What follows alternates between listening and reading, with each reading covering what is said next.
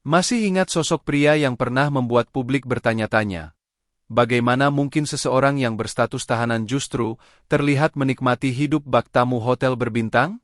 Kisah ini menjadi salah satu skandal terbesar dalam sejarah penegakan hukum Indonesia. Namanya Gayus Tambunan. Pada sekitar awal dekade 2010, nama Gayus mendadak menggemparkan tanah air. Ia hanyalah seorang pegawai pajak dengan golongan menengah, masih berusia relatif muda, tanpa latar belakang bisnis besar atau warisan keluarga kaya. Namun fakta yang terungkap justru mencengangkan. Harta kekayaannya mencapai ratusan miliar rupiah.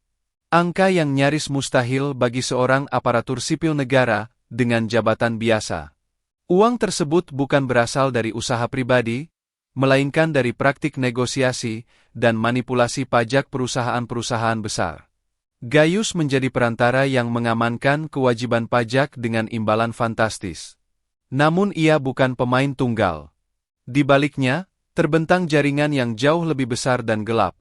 Sebuah gurita mafia hukum yang melibatkan oknum aparat penegak hukum, mulai dari polisi, jaksa, hingga hakim. Aliran uang mengalir deras, menembus sekat lembaga negara. Dalam pusaran itu, hukum tak lagi berdiri tegak. Ia dibungkam, dilunakkan, bahkan diperdagangkan. Saat kasusnya mencuat dan Gayus ditahan di markas Korps Brigade Mobil, publik berharap keadilan akhirnya bekerja. Namun harapan itu kembali runtuh. Sebuah foto beredar luas dan menghebohkan masyarakat. Seorang pria yang sangat mirip Gayus terlihat mengenakan rambut palsu dan kacamata, santai menonton pertandingan tenis di Bali. Padahal, secara administratif dan hukum, ia tercatat sebagai tahanan negara.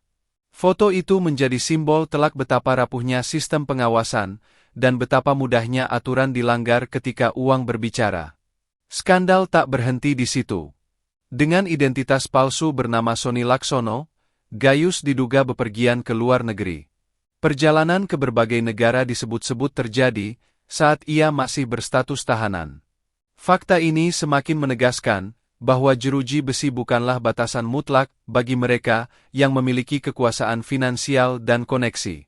Kasus Gayus Tambunan membuka borok besar dalam sistem hukum Indonesia. Ia memperlihatkan kenyataan pahit bahwa hukum bisa ditekuk, dinegosiasikan, bahkan dibeli.